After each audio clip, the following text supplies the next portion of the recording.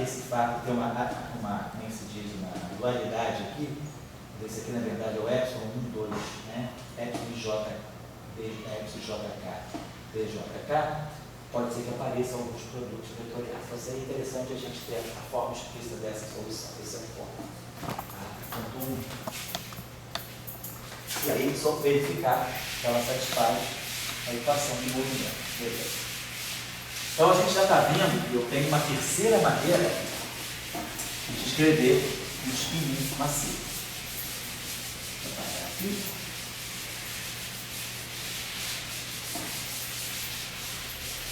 E aí a gente pode perguntar, dependendo do processo, né, como é que eu posso saber qual é a maneira melhor de descrever o spin?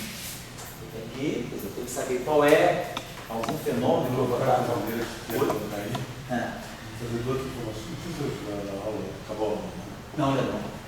Sim, a linha minha igual a linha alfa, e a linha minha igual a linha alfa. Sei. Desse modo, você vai fazendo spin, correndo spin.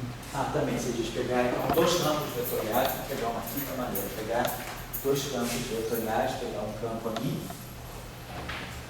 e pegar um campo B. Então a gente pode, a partir desse tamanho, a gente vai formar um lagrangiano que vai ser menos um quarto quadrado, menos um quarto do G1 ao quadrado. Podemos colocar aqui um termo que vai ser mais um meio, N2, menos B1 ao quadrado. Vamos colocar isso aqui para essa. Então, nesse caso aqui, eu posso redefinir, eu posso escrever, eu posso aqui aproveitar esse AMI menos BI, chamar isso aqui de um WMI. E posso pegar o AMI mais um BI, chamar isso aqui, vamos dizer assim, de um ZMI. Vamos chamar de um XMI. Tá? Então, quando eu trouxer, fizer essas, né? Aí fizer essas separações aqui, vou chamar. Deve ter um fator 2 aqui, talvez seja isso, mas a gente pode acertar, não tem problema. Então, se eu fizer essa redefinição, então tem isso aqui, isso aqui, isso aqui, mas aí eu redefino os campos dessa maneira. Se eu tenho A e B, eu posso passar de A e B para A menos B e para A mais B. E aí, esse termo aqui automaticamente fica no meio de N2. Esse aqui fica no meio de x² ao quadrado. E aí, como esses dois objetos são ortogonais, né? Então, essas duas transformações aqui também são ortogonais. Né? Isso aqui é A menos B, menos 1 menos 1, 1, 1. Então, 1 vezes 1 dá 1, menos 1 vezes 1 dá menos 1. Então, isso aqui são dois vetores ortogonais. A e x são ortogonais. Então, se eles são ortogonais, a gente deve destruir essa diagonalizabilidade que eu tenho aqui. Então, eu teria aqui um meio de x' ao quadrado. E aqui, W. No x' de baixo eu chamei, é W, então isso aqui é menos, perdão, fiz confusão. Então isso aqui é x' ao quadrado. Isso aqui eu chamei, a diferença eu chamei de W. Então isso aqui é A menos B é o W' ao quadrado. Então aqui, x' ao quadrado, menos um quarto de W' ao quadrado. Então esse sistema aqui também está descrevendo. Tem um spin massivo, troca, e aqui eu tenho um fóton. Aqui eu tenho um puro spin 0, spin 1, perdão, e aqui eu tenho um puro spin 1 de massa 0, e aqui eu tenho, então, isso aqui é spin 1 massa 0, isso aqui é spin 1 massa 1. Então, eu posso descrever um sistema de dois vetores, só que agora a diferença é que esse sistema aqui, ele está me descrevendo um spin 0 e um spin 1. Aquele sistema lá era um spin 1 puro. Então, a gente pode descrever dessa maneira. O que eu acho que agora a gente poderia pensar, vou deixar preparado para a próxima aula, deixa eu apagar isso aqui. Estou chegando a essa função de onda aqui, essa função de onda que eu vou começar o laboratório. A pergunta é, se esse campo agora, esse campo aí, eu só fiz a cinemática dele, pode não ser neutro. Então agora se a gente vai, né, olhar para esse campo, a gente pensa agora que eu vou ter um campo carregado. com essa característica aí, pelo menos ele é um sexto, né, do G mini kappa estar, G mini kappa, mais um meio do M2, D mini estar, mini estar. Então, agora esse campo é tratado como um campo de matéria. Antes ele era um campo de matéria real, agora é um campo de matéria que eu complexifiquei. Se ele agora está complexificado, então ele está descrevendo alguma coisa carregada. Então eu posso tirar daqui uma corrente de Navier. Basicamente a gente vai ter uma corrente de Navier que vai ser um J-mi, que vai ter essa estrutura aqui. G, mi, mi kappa, está? D, mi kappa. Menos G, mi kappa, D, mi kappa, está. Só que agora, se a gente quer ver o spin, quem é o spin? Quem é o tensor? Quem é a matriz de spin desse campo? Só para estou dando os elementos, o que eu deixaria agora como tarefa para vocês e verificar se tudo fluxo é refazer a aula passada, né? Obter a decomposição de Gordon para esse spin 1 e observar, por exemplo, como é que fica a presença do spin na corrente. Vamos dizer o seguinte, como é que fica a forma, quer dizer, a forma manifesta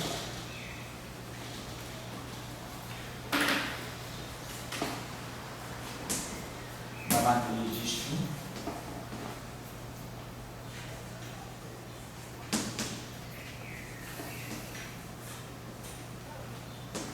na corrente. Corrente, claro, existe no espaço dos momentos.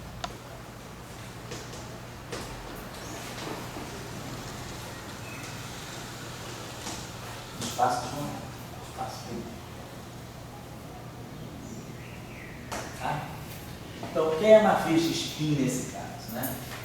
A gente sabe que quando eu tenho um campo vetorial, né, a matriz sigma mini, por exemplo, alfa beta, ela é menos I,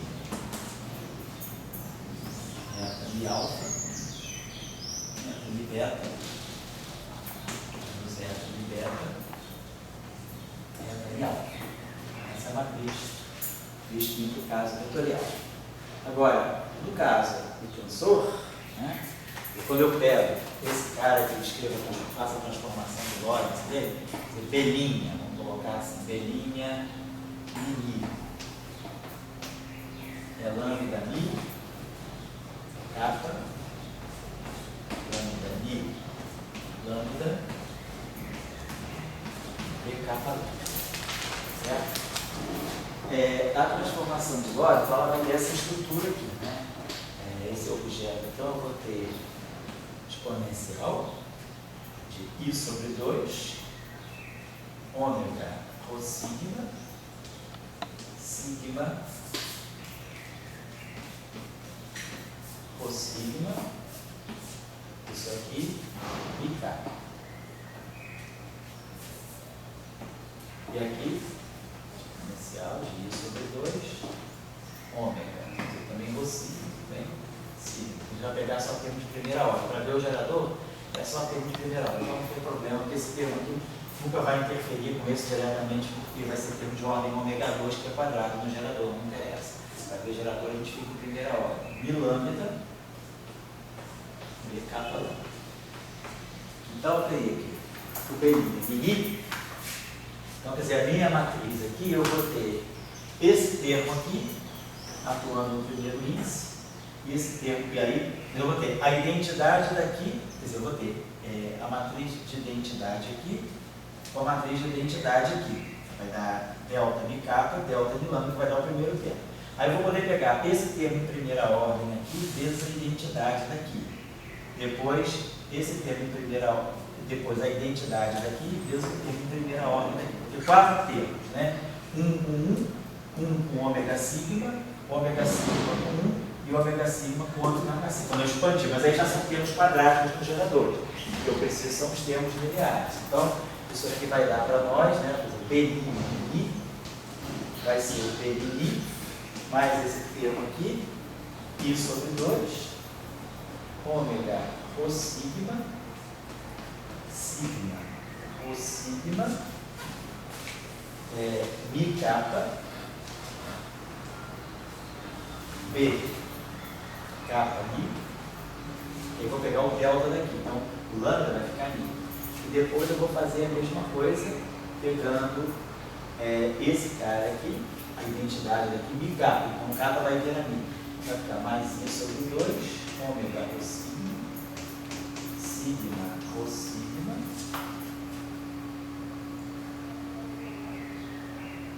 mi lambda, B mi lambda. Só para confundir, deixa eu pagar isso aqui.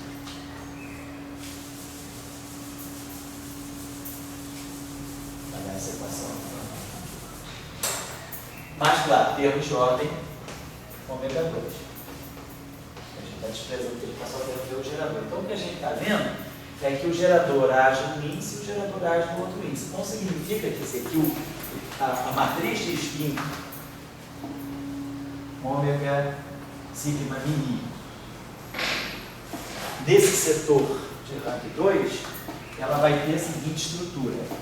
Ela vai ser a matriz identidade no primeiro índice vezes a matriz sigma mini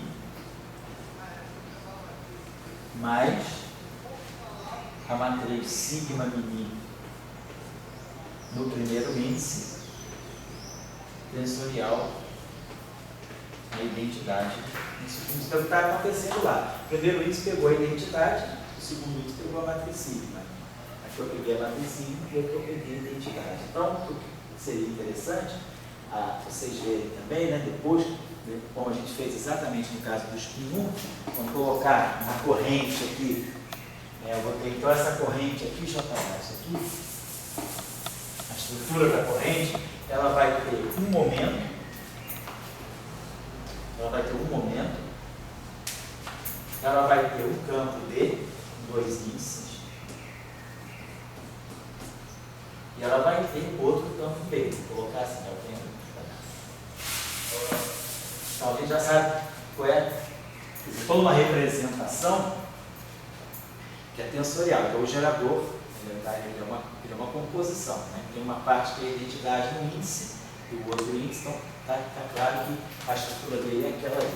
Mas a estrutura da corrente vai ser o momento no primeiro índice, daqui sai o momento com um D. Então aqui eu vou ter D com dois índices, está. E aqui eu vou ter B com outros dois índices.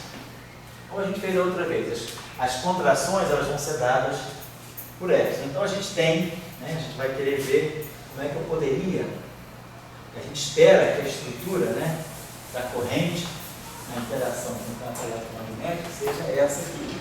A gente espera que a corrente, no final, a corrente tem um índice Mi só, e que o índice da corrente seja carregado pela matriz de spin, porque a gente aprendeu das outras vezes. A gente via que tinha um P aqui, um W star aqui, um W aqui, e tinha a matriz sigma. A matriz, então, aqui eu tenho três índices, 1, 2, 3. Aqui ficava o índice Mi, e aqui ficava o índice que ia com um desses, e aqui dois índices iam. Então, esses três índices livres aqui, eles vão com esses três índices aqui. Esse índice aqui, quer dizer, a matriz de spin que eu tinha colocar para vocês. A interação com o campo eletromagnético ela é feita pela matriz de spin, e a matriz de spin carrega o campo carregado. Então, a gente tem que ver se essa mesma estrutura está presente agora nessa corrente aqui. Eu tenho agora 5 índices, né, para serem trabalhados. Então, eu poderia pensar assim, 5 índices, como eu tinha ali, 3 índices para serem trabalhados. Então, será que eu poderia pensar, um índice tem que ser carregado? O que eu espero é que a matriz sigma, ela carrega o índice Mi que vai se acoplar com o campo vetorial. Então, aqui vai ter um índice que sobra, e aqui vão ter dois outros índices. Essa matriz tem que ter o segundo índice aqui e dois índices aqui. E o índice é que se acopla com o campo vetorial. Agora, eu tenho esse momento tenho esse B', tenho esse B. Tem 3 índices, aqui eu tenho 5 índices de disposição. 1, 2 e 2. Então aqui eu tenho 3 índices. 3 índices daqui vão casar com 3 índices daqui. Não tem problema nenhum. Mas eu posso, então, de repente, casar 2 índices daqui. Eu posso ter, vamos dizer assim, esse índice aqui, um momento, esse índice aqui e esse índice aqui. E aqui, de repente, um betapa. Ou, por exemplo, eu posso ter um momento contraído com esse e aqui. Mas então eu acho que dá para formar direitinho, porque a estrutura da matriz, a estrutura do vértice, né, então, que é a corrente, ela tem que trazer, quer dizer, a corrente tem que trazer uma noção do spin. Porque a gente está entendendo que o campo eletromagnético ele vai ver o spin. E o spin do campo é que traz a carga. Então, a estrutura que a gente aprendeu é que o índice da corrente tem que estar na matriz sigma. Então, o índice é sagrado, né, que a gente coloca um índice aqui. Agora, essa matriz tem que ter um outro índice, que é a matriz de spin, com 2 índices, e ela tem os índices de linha e coluna, os índices de elemento de matriz. Mas agora aqui eu tenho essa estrutura de campo. Então, eu tenho a chance de formar tudo direitinho. Sobra esse índice aqui, 3 desses índices são contraídos com esses objetos, mas aí sobram 2 índices a serem contraídos, que podem ser esse aqui. Aí vocês vão ver no detalhe o que é. Ou poderia ser uma outra coisa. De repente poderiam ser 2 índices aqui, um índice aqui, e aí esse índice cava aqui, um outro índice lá. Mas dá para formar essa estrutura. Então o que eu gostaria de fazer, a tarefa que fica aí, que já é uma outra tarefa, não tem nada a ver com a anterior, que era tirar aquela matriz completa. Essa tarefa agora é ver a corrente do spin 1, descrito pelo Calvi-Ramon massivo. A corrente vai se acoplar, vai ter o tensor de spin, já que ele vai para o espaço de momento. Aí vamos ver qual é a estrutura dessa corrente aqui no espaço de momento. É só botar um momento ali, não vai ter problema nenhum. Fazer a transformada de Fourier, botando um momento P', né, e o outro momento P. E aí a gente vai ver que aquela estrutura, ela embute, ela implicitamente ali, deve ter essa matriz aqui. Deve ter justamente isso, a matriz de spin para um índice, e a matriz, quer dizer, deve aparecer talvez 2 matrizes, né, de spin, uma carregando, uma fazendo o mesmo trabalho para o índice e outra para o outro. Porque na verdade esse campo aqui, ele vê 2 matrizes de spin. Então pode ser que essa estrutura ela seja formada por esse termo, mais um outro termo, um sigma mi também, fazendo outro tipo de contração. Então, essa aqui é a coisa que eu gostaria que vocês dessem, por favor, uma olhada. Ver essa corrente, como é que eu posso, a partir dessa estrutura, introduzir as matrizes de spin. Mas a gente tem saturações possíveis de serem feitas, porque aqui eu vou ter 3 índices, aqui eu vou ter 3 e 2 aqui. Então pode ser que essa estrutura ela seja uma estrutura mista, mais um sigma mi, blá blá blá, mesma coisa, ali um B, tá? Um B está, tá, será, tá, e um B aqui, tá, por isso é assim. Então, vamos dar uma olhada nesse detalhe, que eu acho que a gente vai estar aprendendo alguma coisa também, tá certo? E aí na aula que vem eu fico devendo para vocês, que eu acho que não vai dar tempo de fazer, vai ser de cima, não vai dar tempo. Tirar o propagador daqui, vamos olhar, quer dizer, agora o propagador daqui é até mais simples, né? Se quem quiser fazer, vocês já sabem, alguns de vocês já sabem fazer. Então é só, você vai ter um propagador único, vamos ter uma coisa do tipo V mini,